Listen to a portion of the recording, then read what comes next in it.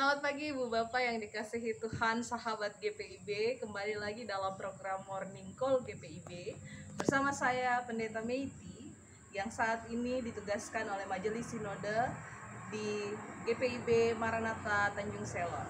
Bersama kita akan memulai hari ini dengan membaca dan merenungkan firman Tuhan.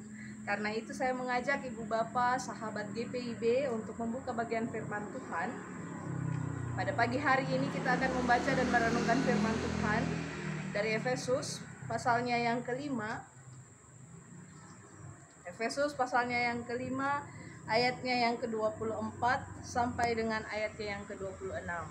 Kali ini saya akan membaca Alkitab dengan menggunakan terjemahan baru 2. Sebelumnya, mari kita satu di dalam doa, kita berdoa. Dalam kasih karunia-Mu Tuhan Allah, kami mensyukuri bahwa di malam hari ketika kami beristirahat, Engkau telah menjaga, memulihkan kondisi tubuh kami sehingga di pagi hari ini kami boleh bangun dengan tubuh yang penuh keberkatan. Sebelum kami memulai aktivitas kami hendak membaca dan merenungkan firman Tuhan. Kami mohon bimbingan Roh Kudus-Mu agar ketika kami membaca dan merenungkan firman Tuhan, kami boleh mengerti dan boleh melakukannya dalam sepanjang aktivitas kami sepanjang hari ini. Dalam kasih Tuhan Yesus Kristus kami berdoa. Amin. Efesus pasalnya yang kelima, ayat 24 sampai dengan 26, terjemahan baru 2. Alkitab ini menyatakan demikian. Karena itu, sebagaimana jemaat tunduk kepada Kristus, demikian jugalah istri kepada suami dalam segala sesuatu. Hai suami, kasihilah istrimu sebagaimana Kristus telah mengasihi jemaat dan telah menyerahkan dirinya baginya untuk menguduskannya. Sesudah ia menyucikannya dengan memandikannya dengan air dan firman. Demikian pembacaan Alkitab bagi kita, terpujilah Kristus. Ibu Bapak yang dikasihi Tuhan, ketika kita membaca firman Tuhan ini, catatan pertama yang harus kita ingat adalah bahwa karena itu, sebagaimana jemaat tunduk kepada Kristus, demikianlah juga istri kepada suami dalam segala sesuatu. Catatannya adalah tunduk kepada Kristus. Maka sebagai seorang istri, arahan oleh Paulus kepada jemaat di Efesus ini, bagaimana sikap perilaku kita kepada Tuhan, demikianlah yang kita perbuat kepada pasangan kita. Yang pertama harus dilakukan adalah tunduk kepada Kristus. Lalu kepada suami, dipesankan oleh Paulus seperti ini, Ibu Bapak. Kasihilah istrimu sebagaimana Kristus telah mengasihi jemaat dan telah menyerahkan dirinya baginya. Artinya begini, untuk pasangan kita, jangan pernah menuntut sesuatu sebelum melakukan pengorbanan terlebih dahulu. Sebagai pasangan kita melindungi, kita menjagai, dikatakan di ayat 26, kita menguduskan. Perilaku hidup kita harus menguduskan pasangan kita. Perilaku hidup kita harus mampu membuat pasangan kita menjadi lebih baik ke depannya. Maka harus ada kerjasama antara suami dan istri, antara kita dengan persekutuan kita. Kita ini dalam persekutuan dilambangkan sebagai jemaat Allah.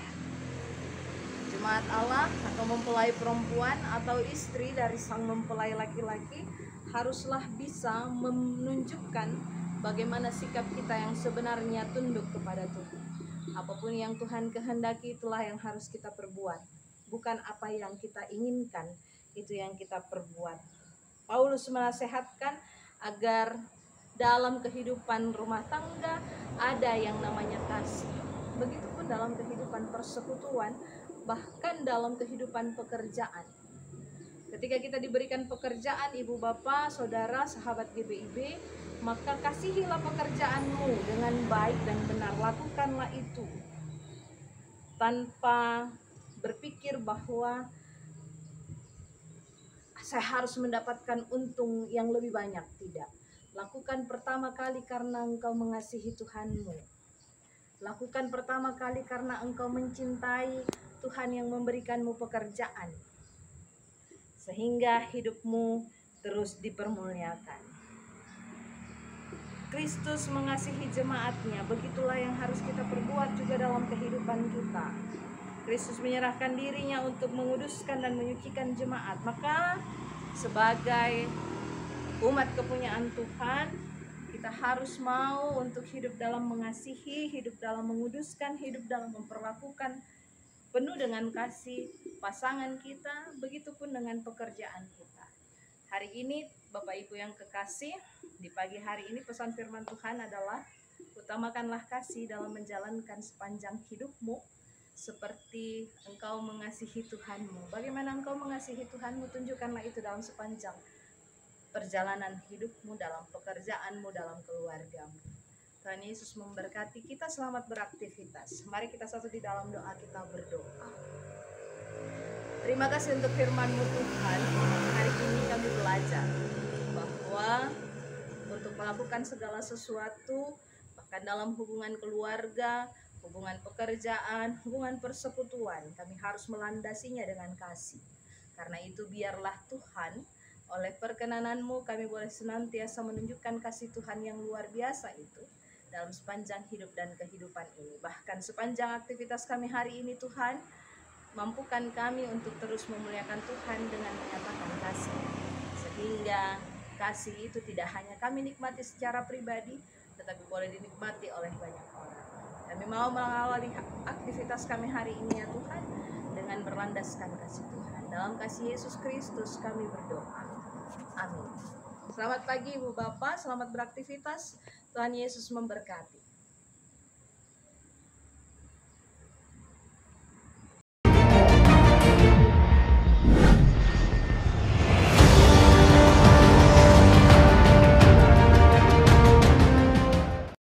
Sekolah Tinggi Ilmu Kesehatan, Gria Husada Surabaya, membuka penerimaan mahasiswa baru tahun ajaran 2023 sampai 2024.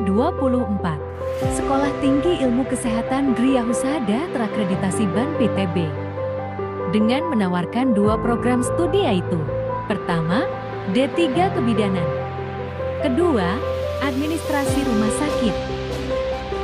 Ada juga fasilitas yang memadai seperti asrama putri, perpustakaan, gazebo dan hotspot area, dan masih banyak lagi.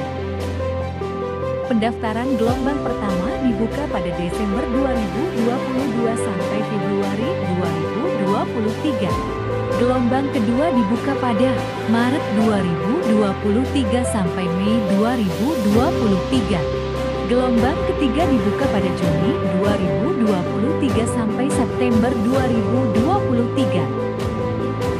Untuk informasi lebih lanjut dapat menghubungi nomor di bawah ini.